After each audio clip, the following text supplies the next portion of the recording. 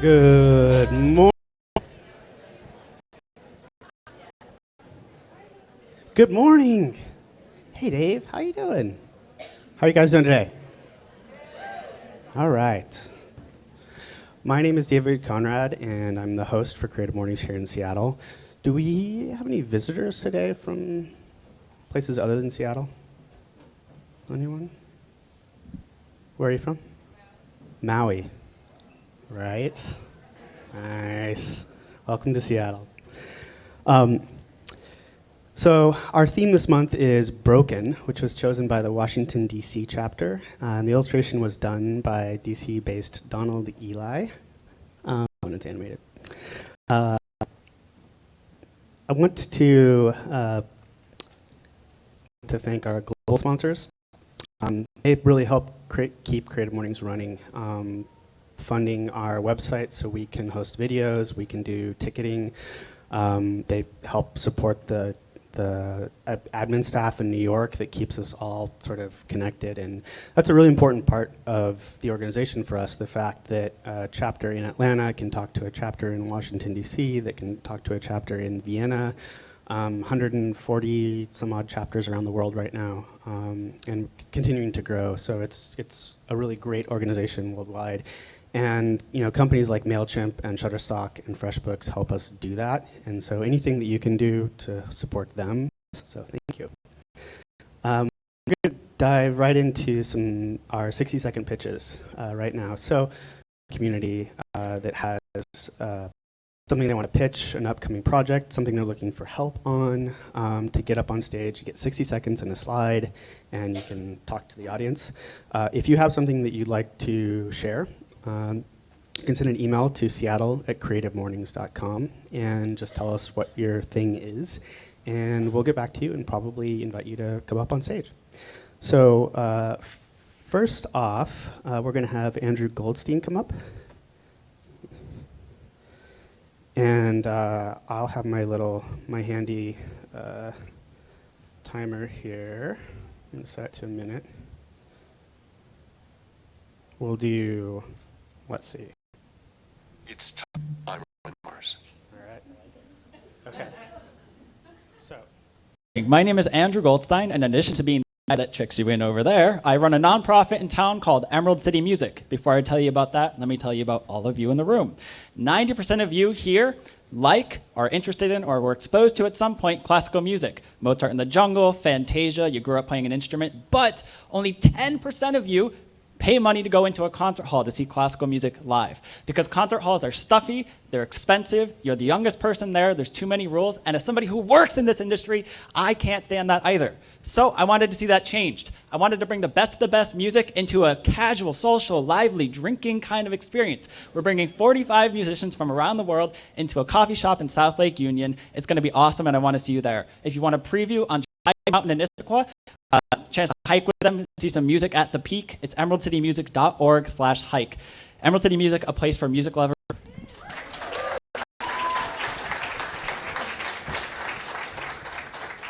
All right, he was 59 seconds. That's well done. Well done. All right, Jonathan Kumar is going to talk next. Let's see if he can hit it on the money. It's tough to follow. Good morning, guys. Over the last year, I have been working on this project called Give Safe, which is studying the user experience of that interaction that many of you experience today of walking by someone suffering from home. Maybe you didn't have cash, or you didn't have time to stop because you were trying to get here and get donuts, or maybe you're carrying hundreds, I'm not sure, or maybe the best way to serve that person. I don't know if this is going to help or hurt them. So basically what me and a small team of people here have done that when distributed to someone who's experiencing homelessness, if you have the Give Safe app equipped to your phone and you walk by, drive by, or bike by within about a 15-yard radius, you get a push notification that just says, hey, this is Jonathan. He's been on the streets for 2 months. Would you like to give him $1, give him $2, or learn more of his journey? If you decide to give, that person can then only use that money at registered nonprofits and merchants. So the thing that I'm looking for today is, now that we have shared this, we just launched the app about a week ago, and we're looking at city goers to equip the before we start handing out these beacons. So it's called Give Safe, one word. It's I also designed feedback on launch material, so come find me afterwards. Thanks.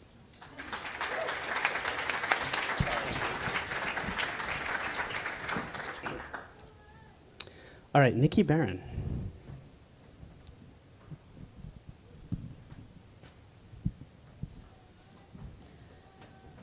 Hi, I'm Nikki. I work with a nonprofit called Chick Tech, and we work with high schools to give opportunities to gain exposure to technology fields to girls from underserved communities.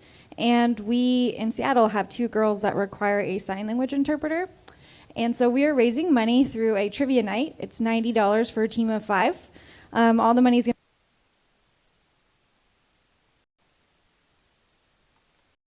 like Uber and Hired and companies like that are actually sponsoring their teams. Thanks.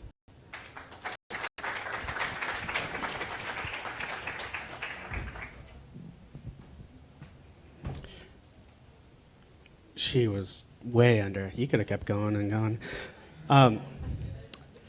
Thank you guys very much. While we're on that subject, if any of you happen to know an ASL interpreter who would be interested in helping out with what Nikki spoke about and or helping out with Creative Mornings, that would be fantastic. We'd love to talk to them. You can send us an email at Seattle@Creative. So before I introduce the speaker, I want to thank our local volunteers and partners here in Seattle that helped us off the Impact Hub. Grizzly is hosting us. This is an amazing space. We're really fortunate to have you to participate in their annual gathering of the Global Impact Hub Network on July 5th and 6th, with more than 200 international visitors from 60 cities. The City Solutions Laboratory will explore the importance of arts and creativity through an extended learning expedition in which participants will learn about and discover firsthand the richness of Seattle's arts and cultural life, as well as the systems that sustain it. They will then spend time synthesizing their different perspectives to determine what works well in Seattle that other cities can emulate, and what are important steps that Seattle can take to address its weaknesses. We don't really have any, do we? Maybe. Modesty. Honesty, okay. It's available online at unlikelyally.net. And also today you can stick around after the event and ones up front that you can grab and get a chance to work from here. Also, just really quick, wanted to mention that here Seattle will be having their co-working Fridays in this space after our event. And if you're not familiar with Here Seattle, you should definitely check them out. They're a really great organization that's working to kind of foster diversity and inclusion in technology and design. And just an amazing group of people. And you can learn more about them at hereseattle.com. Or you can stick around and they'll be here. So, here in Seattle. So Shutterstock. Shutterstock is Creative Mornings' global partner as well as our local breakfast partner. And they've been with us for 2 years now, maybe 3 years, a long time. And they've recently set up a link you can get 25% off stock images and footage to help visualize your projects. You can learn more about it at Shutterstock. Not finally, I got 2 more to go. Vitamin T. Vitamin T is a talent agency for digital creatives, and they match the best creative talent with the best creative companies. They specialize in placing talent for design, front-end, and full-stack development, UX, copy and content, and more. So if you're a company with contract or full-time needs, or you're looking for work, you can definitely check them out, Vitamin T. And finally, POP. So POP was founded in 1996 as an agency built to solve tomorrow's problems today. POP creates multi-platform solutions for clients like Target, Starbucks, Nike, Microsoft, and Nintendo. And they have 200 employees between their offices in Seattle. But we also continually struggle to find new ideas for that stuff that we make. Every day it's a pretty endless search, morning, noon, and night, in the shower, on the toilet, what's new, what's next, what's fresh, what hasn't been done. And so our creative careers depend on this search, and our souls depend on this search. So, go back here. So we're all constantly on the hunt for new sources of creative inspiration, all day, every day. So today I'm here to share with you an epic creation, a barely tapped mine of brilliance and ideas that's been around us is pretty revolutionary, and it's waiting right here. It's in this room right now. So that sounds too good to be true, right? Edie, there's no new magical creative revolution out there, or in here. What are you smoking? I want another donut. But what I want to talk to you today, despite the theme, is less about something that's broken, but rather something that's never been fully, completely, totally whole. I hope to share with you today something that I think could truly transform your creative life. If you're a woman, your creative life. If you're a man, all of our creative lives, and consequently, I think creativity itself. And I know this magical gold mine exists. And I know this kind of creative transformation is possible because it's something that I've been experiencing for years now. And I can tell you it's undeniably changed. That's why I'm here today speaking with you all. And it all goes with my friend Linda one night. Linda is a very creative designer and entrepreneur. You've probably been to one of her restaurants before. She's basically the shit. And point blank out of nowhere, we're having steak tacos, she asks, "Are you a feminist?" Just, hey, what do you think about these steak tacos? Also, do you consider yourself a feminist? And so the first thing out of my mouth, and it came out very quickly, very kind of knee-jerk reaction was, no. That was just the first thing that came out of my mouth. No. I mean, like, I'm totally into equal rights, duh, and all that's feminist. You know, I'm not aggressive and mean. I like boys, and I don't have short hair. I didn't know it then. I didn't see it, but I was buying into those old, ignorant, and unfortunately very pervasive stereotypes. At the time, all I knew was feminist equals the B word.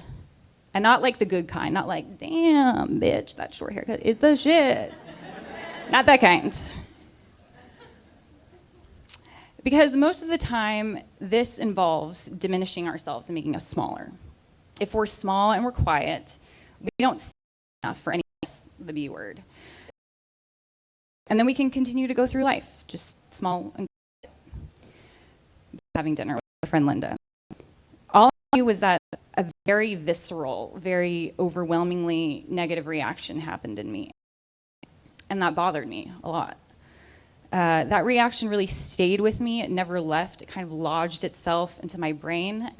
So almost subconsciously, I just started thinking about feminism. It was there in my mind, and I started to open my mind to it. The first thing I did was start paying attention to the things that didn't feel equal or didn't feel quite right, and being really honest with myself when I caught myself looking past them and ignoring them.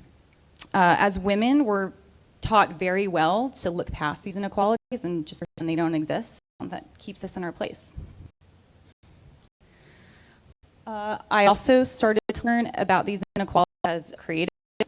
Like, for example, according to the last US Census, only 11%. That was in 2010. The next census is in 2020. A lot of years have passed, so hopefully this slice of the pie is a little bit bigger. But that's a pretty crazy disparity there. And within the creative industry, depending on where you look, it's about half and half in terms of, like, graphic designers, for example. Half are roughly women. So then it just kind of begs the question, why, if there's that pool of creativity, why are only 11% advancing to a level where they work? There's something wrong there. And then I just started to educate myself about feminism and attach myself to the kinds of stereotypes. And then eventually I started looking inward at myself and my own behavior, contributing to these inequalities. So I'm a copywriter by trade. Words are obviously very important to me. I kind of need them to live and stuff. So I pay attention to words and language, and I started noticing this topic popping up everywhere online. about women and how they over-apologize. New York Times, Forbes, Guardian, blog, social media. Some of you may have seen these articles too. I think I forget when it was, last year, they just kind of were pouring out. Amy Schumer did about it that's really funny, started kind of incorporating this idea into their ads. But it was kind of showing everywhere, and that was really truth in it. I certainly heard women around me saying sorry a lot, all the time, pretty much everything. Do any of these things, not to this degree. I'm smart, I'm confident, I communicate for a living, I say what I mean, I do not apologize. But I was wrong. And I found this out by looking closer at the words that I was writing, and not my taglines or TV spots. I started looking at my email, just stupid, boring email. Because there are, in our lives, like so many emails all the time. And all day, that is what we are all doing. From when we get up, we're replying to emails, we're forwarding emails, boring emails, Happy Monday emails, urgent emails, all the emails. And so, my papers are sticking together. So, we exist in a culture of constant written digital communication. We don't talk on phones anymore. We text, we emoji, we Kimoji, we Facebook, and in the professional world, we email a lot. And whether or not you agree that this is the way things should be, I mean, it's just the truth. You know, emails are flying back and forth all day, and that's the primary way things get done in the world today, and especially in what we do. So what this means is that email is actually a very, very powerful tool. I started to act on emails. I started paying attention to them rather than kind of just passively shutting them out into the ether. I started to really look at it. Surprising, it was revealing, it was completely fucking mortifying to discover that I was guilty of these things, of apologizing too much, trying to make my ideas smaller, of not saying what I wanted to say. It really stunned me, to be honest. It was super embarrassing. And when I started looking at it, it was kind of this light switch that came on. So here are a couple examples that I unearthed as I was looking through all of this, and I'll just read them because it's kind of small. Hey, Stacey. So this is to my landlord at the time, and there was an issue with the plumbing where when I took a shower after the toilet had been flushed, it was like scalding hot water, like it was kind of an issue, and I had emailed her a few times. She wasn't getting back to me, so I wrote her, hey, Stacey, sorry to bug you, run pretty frequently, causing the shower crazy, but now it's starting to run for a lot longer, like several minutes. It was for quite a while. Before it was just a few seconds. It's a really boring email. But it sounds like a lot of water being wasted, so I wanted to let you know. It would be great to get this resolved soon. It wakes me up at night, and it makes showering kind of dangerous. So this is not my problem. It's not my problem that the plumbing is not working and that my health is at risk, but I'm apologizing for it. So this is an email to my sister's girlfriend at the time, her birthday, talking about like what we should get her. So this is like we're working together. So I got her that necklace, but this year because she's turning 30. Is there anything she's had her eye on that might be a little pricier? Anything, Filson? Any shoes or accessory? Sorry to keep pestering you for ideas. Since I'm leaving next Tuesday for Texas, I'm really starting to feel the pressure. Sorry, I'm being so thoughtful. Sorry, I want your help to be thoughtful together. Okay, so here's one where I actually needed to apologize because I was supposed to unlock my gym in the morning for my trainer that was there, and I totally forgot the keys, and no one could show up, and it was a mistake. Like I should have apologized for it. Except here I go totally overboard, like so unnecessary.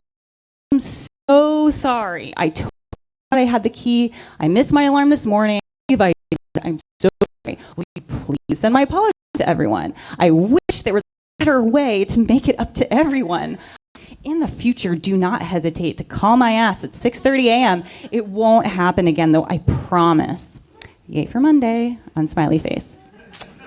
Like, this is like I ran someone's child over or something. Like, it's not that big of a deal, and people were probably actually excited to go home and go back to bed, but I was just so super sorry about it. And the last one here is, so this is, I was going to have a call with someone about a potential job, and they had contacted me, and then they canceled the first call with me. So this is my response to follow up, because they weren't following up. Hi, following up on talking to Cameron next week. Let me know if and when he'd like to chat. My schedule is more flexible. Apologizing that he couldn't set up a time with me. Maybe he wants to talk to me, maybe not, I don't know. Like, I'll make the room in my schedule. I will do anything, even though you totally fucked up and it's not my fault. So when I actually started to pay attention, I was fundamentally kind of struck to my core that the emails I was sending every day, the emails that I was using to create my work and get things done, to communicate with the people I care about the things I care about, did not feel like they were coming from me. The person I thought the world wanted me to be. And that usually, generally speaking, is a woman who is without very positive, friendly, willing to take the heat without complaint, easy to get along with, apologetic for the problems, desperately, utterly terrified of not being liked, and great at making turkeys for husbands. Really good at that. It's very important. So back to this email. So I decided for myself to just conduct a personal experiment. I decided to see what happened when I started stripping out the words and the punctuation that didn't need to be there, and now in this, the light of this revelation, just didn't feel me. Just really looking at that kind of stuff. So the sorries for things that weren't actually my fault, smiley faces, smile, all the multiple exclamation points from sentences that were not even close to being that fucking exciting. I simply started taking these things out. Stopped to see what was left. So obviously I just was just being super apologetic. I couldn't go back and rewrite it. But this is kind of what this would have looked like as I was conducting my experiment. So you could say something like, hi, I'm following up on talking to Cameron, completely understand the scheduling issues. Let me know some times he'd like to chat, and we can go from there. Thanks, Vicki. So there is nothing that feels bitchy to me, to be honest, like at all, about something like this. I started realizing doesn't really sound that mean, and it also doesn't feel like I'm being super wishy-washy and soft. Like, it's just the words communicate what I'm trying to say. And so I just felt just strong, like they were concise, they were clear, but more than that, they felt honest. They were expressing my true intention, my real message, and they just started feeling more like me. So then I started doing something really bold, and I started clicking send on all these emails. And what happened with that? To be honest, at first it was kind of like, oh, like I feel like I'm just saying things too directly. Like, are people going to think I'm demanding? Really, just kind of putting pressure on people, or am I in danger of them thinking I'm, asking too much or being demanding immediately? And I'm talking like immediately, right away. As soon as I started, pressing send, things were different. Everything changed for me, and the lights came on. I really can't, I'm not exaggerating when I say that. It was a very dramatic, rapid change. The sense of confidence that happened right away, like every email that was going out of my inbox felt like it was getting me closer to my goals, not someone else's. They felt logical and fair and productive. I noticed I started getting responses faster from people because they kind of actually knew what I was asking for. And I felt understood, and I walked taller, and I'm already a tall lady. And it's so simple, it's kind of ridiculous. It's removing a unnecessary smiley face over here, a piece of punctuation, or several of them, just simply delete. And the thing is that these types of things are so easy to change. Like, you don't have to ask anyone for permission to rewrite an email. You can start doing it today. You can do it right now in your next email. Maybe wait until after this is over, so I don't get really sad. And although this realization came to me through the lens of my relationship and journey with feminism, the ways I, as a woman, am uniquely affected by those societal expectations, and the nature of my job as a creative, stopping and talking to more people about it, it became very clear that this is not just a problem with women.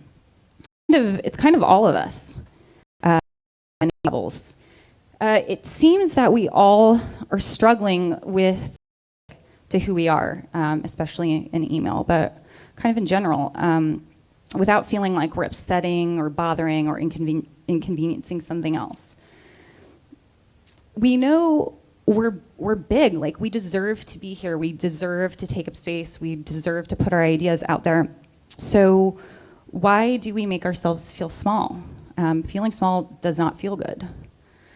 So I'd like to share with you just a few concrete examples of the language we use when we diminish ourselves. They're in the context of email here because that's how, but it also applies to texts, how we speak, and pretty much everything. But this is kind of where I started, and then across everything that I was thinking and doing. So this top one here says, I actually think I have a good idea that I might share with you, but I'm not sure. I believe the best thing to do is regroup, but I'm not sure if you respect my judgment. Or you could say something like, let's regroup and chat about it.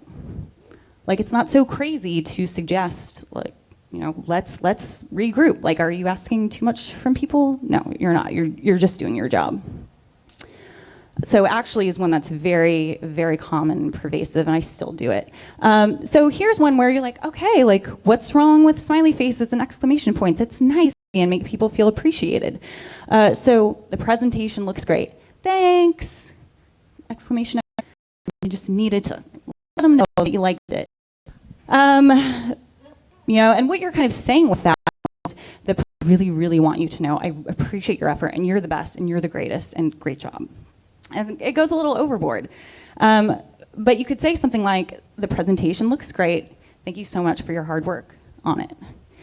And I think this is one of the really powerful ones where if you really appreciate what someone does, if you just say thanks with this kind of like bland, you know, excitement that kind of everyone adds to their emails nowadays and their texts, it doesn't mean anything. It kind of feels really empty and vapid, you know, it just, the time to specifically point out what that thing is that you're thankful for, it has so much play. You can start just, if you're appreciative of someone, don't just say thank you, but say thank you for what it is. Call to you.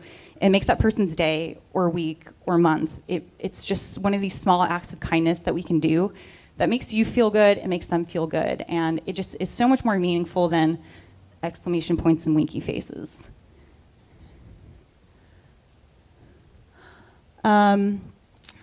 Oh, I didn't know you wanted the last donut. Sorry. What you're saying with that, so you get to the donuts and you like grab the donut that you really, really want, and you got there first. Like, it is fair game here to get the donut that you want. So you got there first and you're really excited about it. You're hungry, it looks good. But now I feel bad.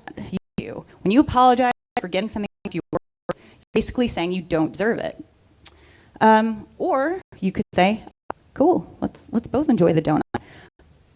But you don't have to be sorry, because you were there first, but you can be a really nice person. So, let's see, where am I?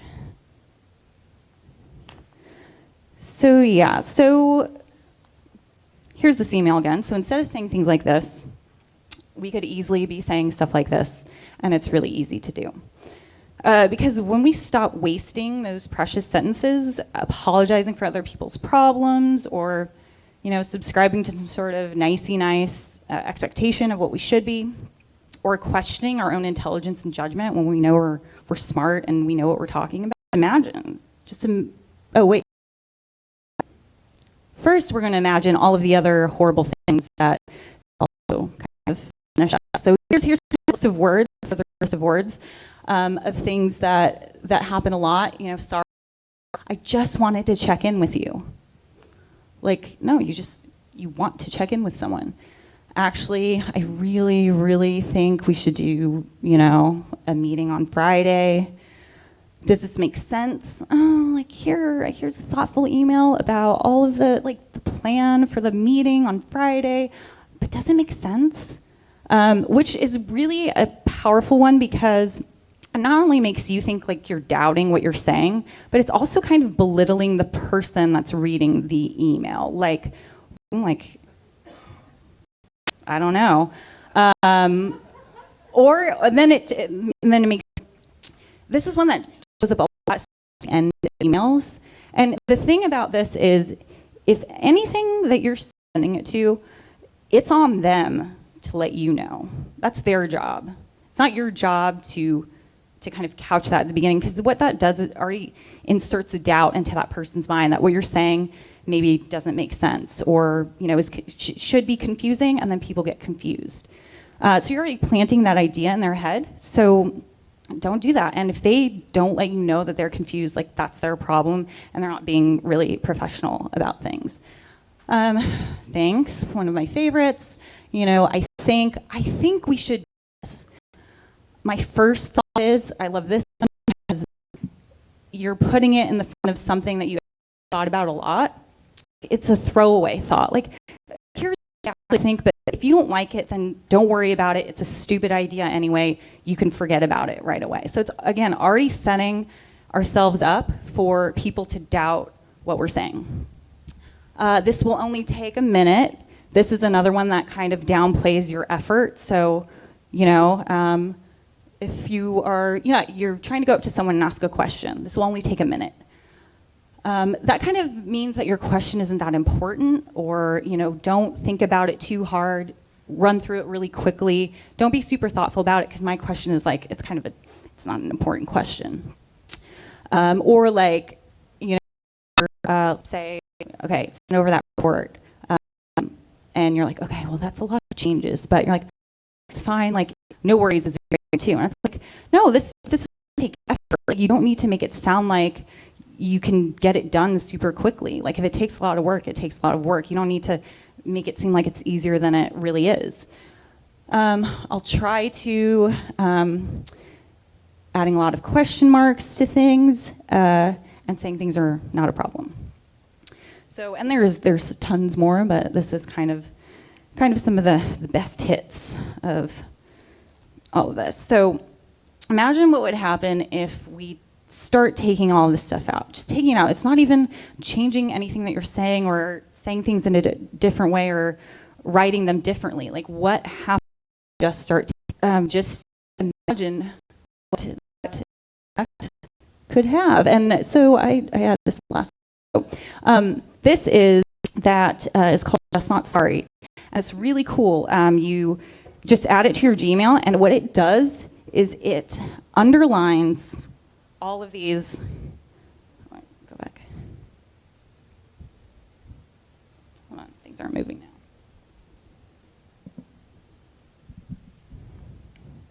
Hello.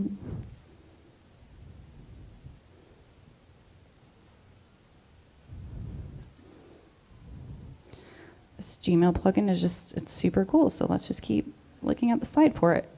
Does someone, where are we here? See, sorry about this, guys. Oh, sorry, I didn't do this. Oh, see, it is a constant struggle, I'm telling you. It's so embarrassing. This is just going south.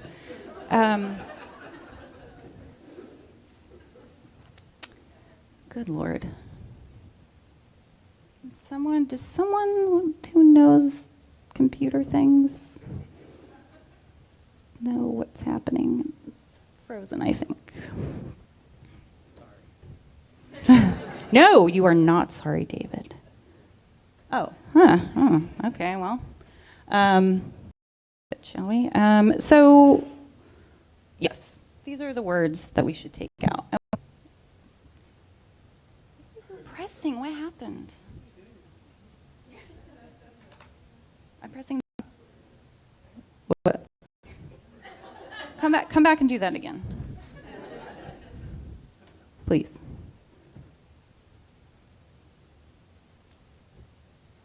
See? It's not just me.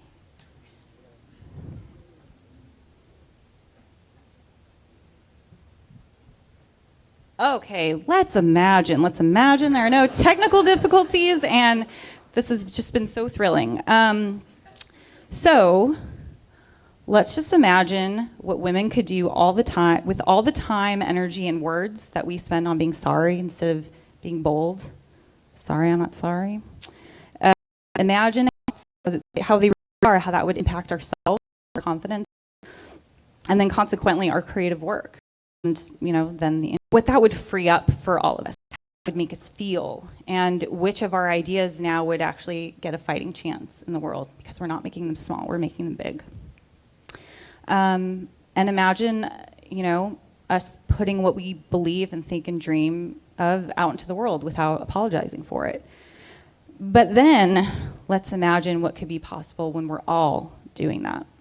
When we all start creating from a place of empowerment and a fundamental belief in our own essential goodness and intelligence, from sharing ourselves and our ideas generously and openly, and from being, a lot of this is about vulnerability as something to be proud of, and that's strong, and not an embarrassing weakness. And doubt and assumption that what we do is going to be liked by anyone, because that's where it comes from, a fear of just not being liked. So if we do this together, it's my belief that if women and men and all of us do this, and we're in this together, I think something really big could happen. I like to think about kind of the pure, fully exuberant creativity that would finally fully be unleashed if we do this. The kind of creativity that's been pushed down for far too long, and creativity the world really needs. And so it's my belief that when we speak and share energetically with the world, it can transform creativity on a scale that we can't even imagine. Because up until this point in human, women especially, have not been given platforms to share their ideas. So it's just never happened yet. It's not creative equality hasn't happened yet. So just imagine when you take the other 44% of women that could be creative directors, and you put them out into the world with their ideas. Because, science to date has not figured out a hormone for creativity. Like, we don't need big man muscles to kill saber-toothed tigers anymore. Like, we don't need that to survive. We need brains to survive, and there's nothing in science that tells us that our brains are somehow less creative. That just doesn't exist. So imagine if that could finally be out in the world the way it's supposed to, a force that has never existed. So instead of something being broken, what I think is that it could finally just be made whole. It's not broken, it's just missing a really big piece. And we can all start doing it today. We can do it right now, after donuts. We can do it together straight after this morning. So this month, hopefully this month, I'm going to be launching a website called wearenotsorry.com. Here's a cool hashtag. The kids are doing it these days. I'm not sure exactly what it's going to be yet, like full transparency, but it's a place where I want to continue the conversation, and I would love to get your ideas and feedback. What would be helpful? Like, what do you want to hear? Let's just hear speaking from you guys, because I don't like doing that. It makes me really sick and nervous in my stomach. But I think it's so important to be a thing that helps creativity flourish, and I think that's possible. So I would just be really open to your feedback and kind of what you want to hear and the impact that this has on you if you start doing it, which I hope you all do. And that's the thing about these things, is once you start looking at them, you will not be able to unsee them. Like, you're not. And so you have the choice of making a change or just keep doing what you're doing. But I guarantee you, you're not going to be able to not see all those extra smiley faces and the actuallys and the justs. So yeah, you can get in touch with me via my website.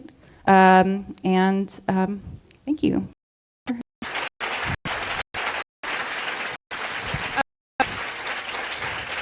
I guess now we're doing, I think, if anyone has any questions. How are we doing on time? 7 minutes, okay, cool. Yes, in the hat.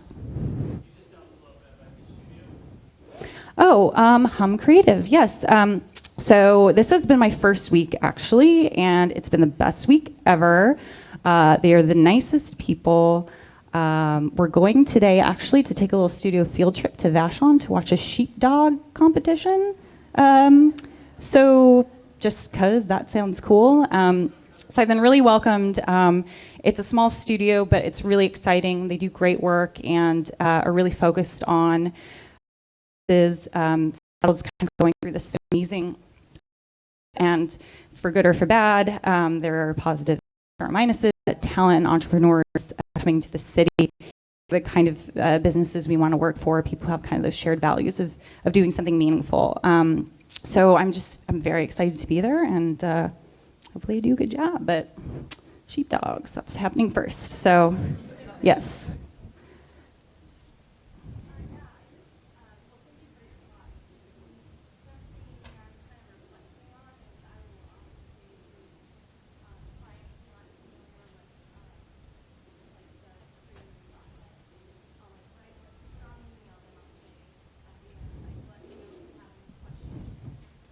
Yeah, so she said, she does this lot, let me know if I have any questions at the end.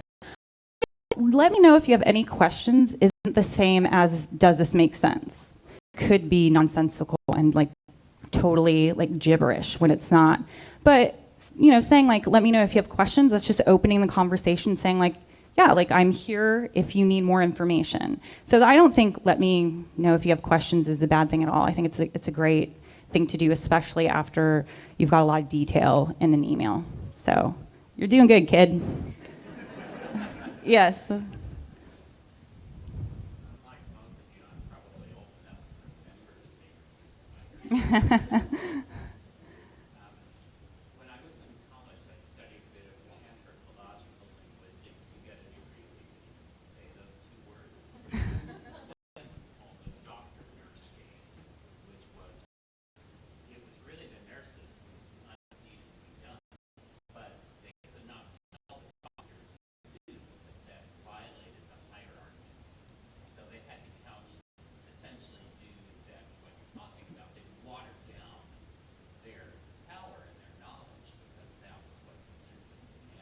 Mm-hmm.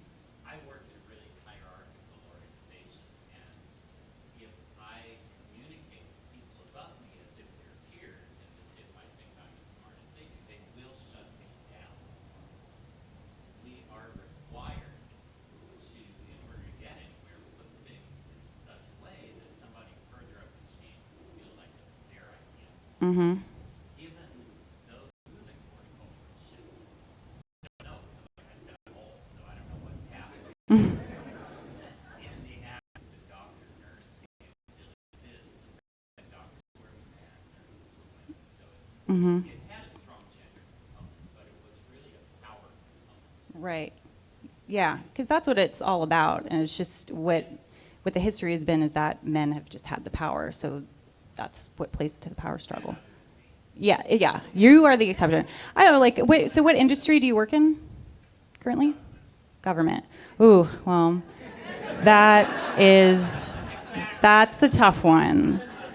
I think, it's kind of hard to understand it exactly without knowing kind of what the things, how you specifically are talking about things. But if you, let's have a meeting instead of, I'd love to have a meeting with you, when would work for you? I can totally be flexible, or you can't say, let's have a meeting. I don't know, it kind of sounds like a shitty place to work. You might want to think. Yes, the lovely woman in the white shirt.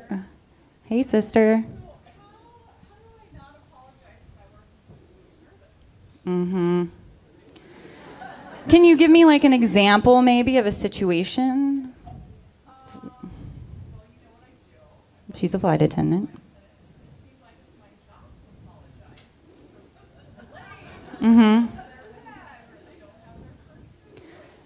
Yeah. I think for stuff like, yeah, if the plane's late, not your fault for the inconvenience, or more like, actually, what can I do to make this better for you? Like, is there something I can help you to, make this situation better for you, and offer a solution, I guess, instead of just saying you're sorry for something? That's the worst. It's so condescending, yeah. Like, not I'm sorry for something I did, but I'm sorry, like, you're such a baby and you can't handle what I'm doing. Well, you should stop. Tina, you should stop right now. Yes.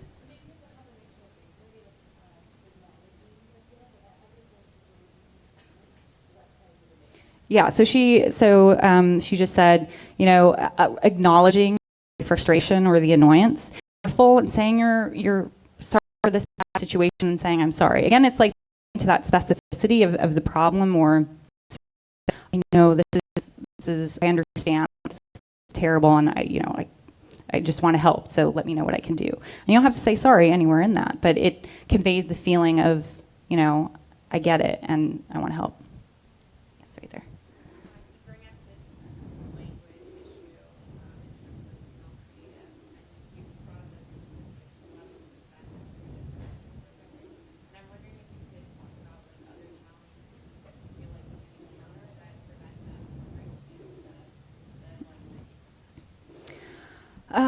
I mean, it's a male dominated, depending which industry. I came up in advertising, which is overwhelmingly male, full of mostly guys, like the pool of creative directors is picked from those guys. So sure of that, you come up kind of keeping yourself down a lot. So you don't know how to advocate for yourself. It can be a really environmental thing, depending on the industry.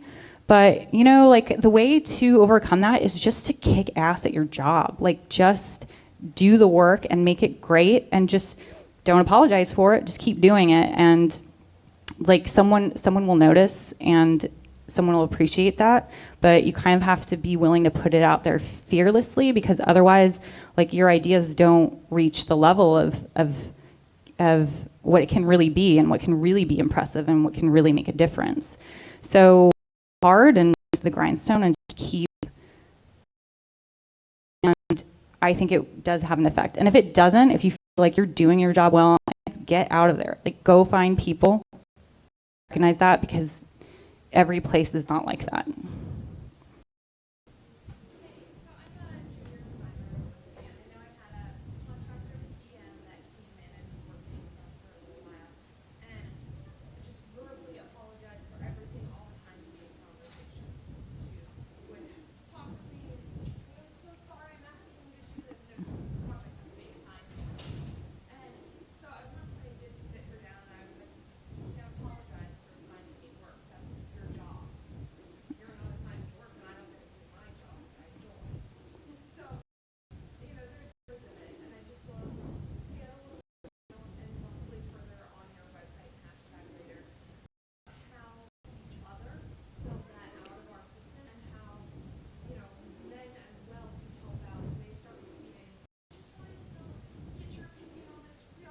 Mm-hmm.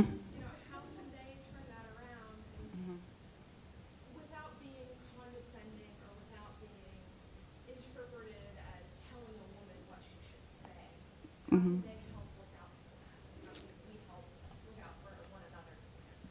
Yeah, that's a really good question. So she asked, if the first part of it being, if you see someone around you really being overly apologetic all the time, what do you do? How do you bring that up with someone? How do you help them without, like, telling them they're...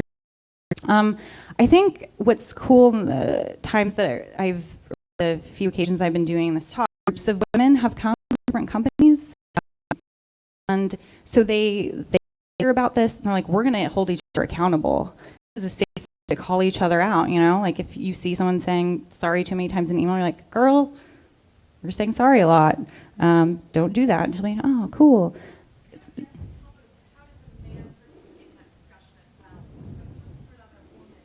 Mm-hmm.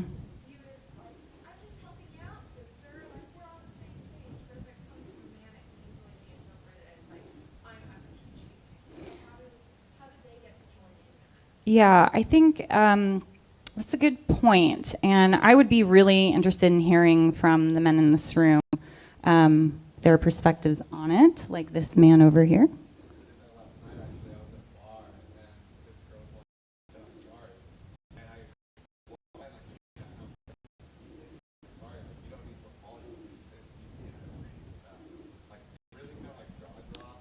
Mm-hmm.